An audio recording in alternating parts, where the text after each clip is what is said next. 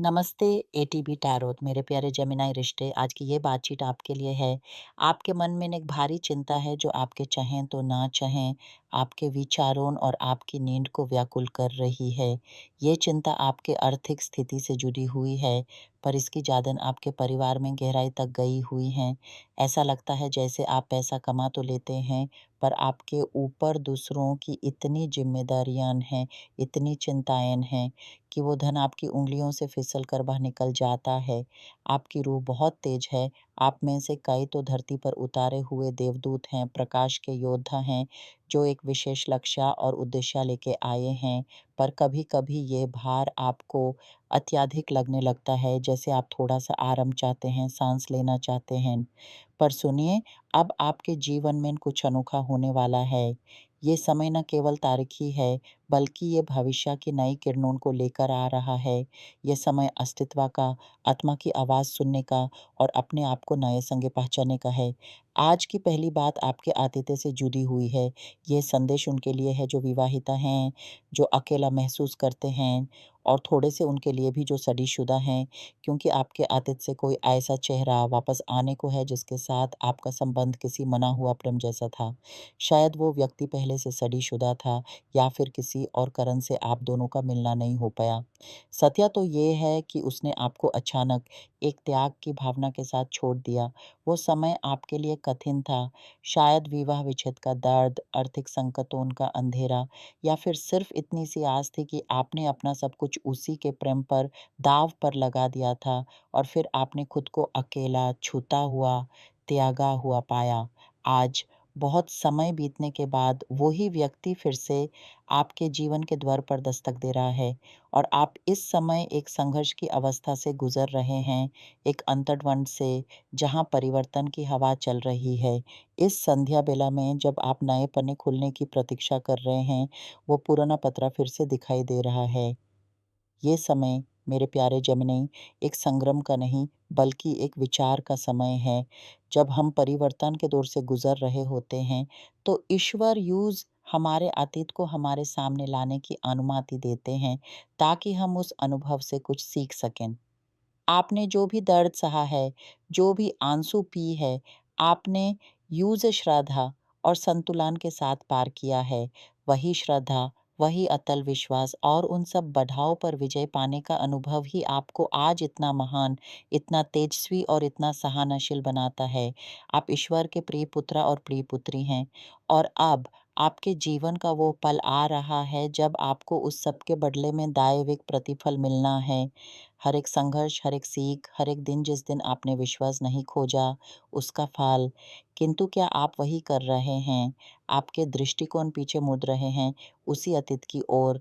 जब आप उस व्यक्ति को अपने जीवन में वापस आने देते हैं, तो ये आपके विश्वा को ये कहने जैसा है, मुझे वो तोहफ़े नहीं चाहिए जो तुम दे रहे हो, मुझे तो बस वही पुराना उपहार चाहिए जो मुझे खुश करेगा। इस प्रकार आप विश्वा के दिए हुए अनेक अनमोल तोहफ़ों से मन मोड़ना शुरू कर देते हैं और अपनी सारी शक्तियाँ उस संबंध पर दाँव लगा देते हैं, जो एक बार पहले भी नहीं चला। मुझसे पूछिए, क्या आप सब अलग होगा? क्या आप उसी पुराने चक्रव्यूह में वापस जाना चाहते हैं? या फिर आप आगे बढ़कर ईश्वर पर विश्वास रखकर उन सब नए आशीर्वादों को अपनाना चाहेंगे जो वो आपके लिए लेकर खड़ा है? ये वही प्रश्न है जो आपको आज खुद से पूछना है। अब उनके लिए जो किसी संबंध में हैं, आपके लिए भी ये समय कठिनाइयों से भरा हुआ है। आपको अपने रिश्ते में शांति स्थापित करने की आवश्यकता है।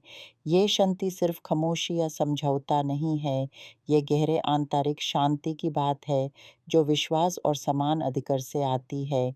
अगर आप महसूस कर रहे हैं कि आपके रिश्ते में अब वो आत्मीयता, वो विश्वास बचा ही नहीं है, तो मैं यहाँ दूर से एक अलगाव, एक टूटने की प्रक्रिया और एक के बाद एक आने वाली ऐसी घटनाओं को देखती हूँ, जो आपको ये सोचने पर मजबूर करेंगी, बस अब नहीं हो सकता, अब बहुत हो चुका। पर याद रखिए, रिश्तों में ऐसी परीक्षाएँ आती हैं ताकि हम एक दूसरे के और करीब आएँ, अपनी सारी ताकत एक करें और आत्मिक सहायता माँगें।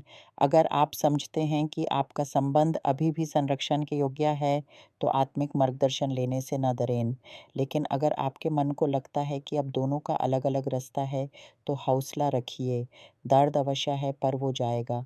आपके अंदर जो तेज है वो आपको नए सुराज की ओर ले जाएगा और अब जो अकेला है, जो टूट चुका है उसका सुनिए।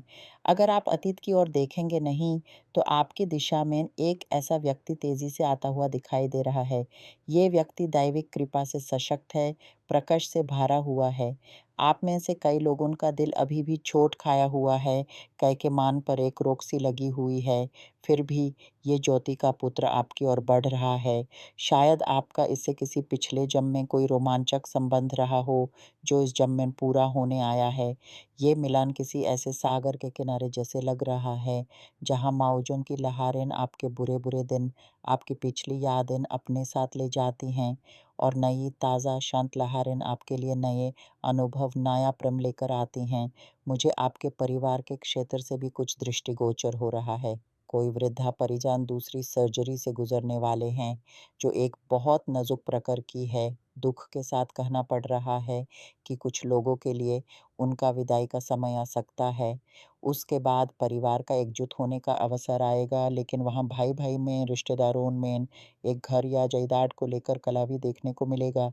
ये एक अति संस्करण में विषय है, इसलिए मैं इसे थोड़ा और समाप्त कर देती हूँ, पर आप इसके लिए तैयार रहिए। आपकी इच्छा भी बदलाव की है, घर बदलने की, शहर बदलने की, अपनी दुनिया को नए सिरे से देखने की। ये बदलाव आपके जीवन में एक थकान भी लेकर आता दिख रहा है। आप इस बदलाव को पाने की इतनी कोशिश कर चुके हैं, खरीदने या किराए पर लेने या अपना काम बदलने में इतनी बार रुके हैं कि अब हौसला थोड़ा कम हो रहा है। पर सुनिए, ये होने वाला है। मुझे एक अंतिम सीमा दिखाई दे रही है, अधिक से अधिक 7 हफ्ते। इसी समय के आसपास एक नई साझेदारी, एक नया व्यावसायिक सहयोग भी आपकी राह देखेगा। शायद आप नौकरी छोड़कर अपना खुद का काम शुरू करने का विचार कर रहे हैं।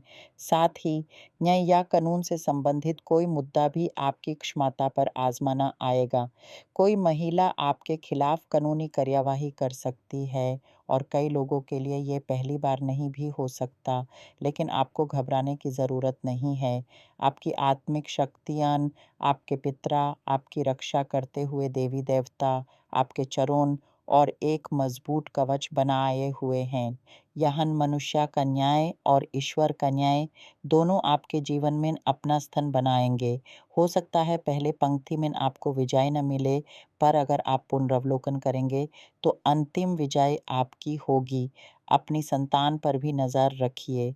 उनकी यात्रा, उनका कोई बड़ा कदम आपके मन में चिंता पैदा कर सकता है। उनकी सुरक्षा और उनके भले के लिए आपकी प्रार्थना, आपका विश्वास सबसे बड़ा आधार होगा। आपका मन एक विचित्र दशा में है। एक तरफ नए सपने, दूसरी तरफ पुराने भरम, एक तरफ नए रिश्ते की आस, दूसरी तरफ पिछले दर्द से बचने की इच्छा। पर आप मेरे जेमिनी इतने बलवान हैं।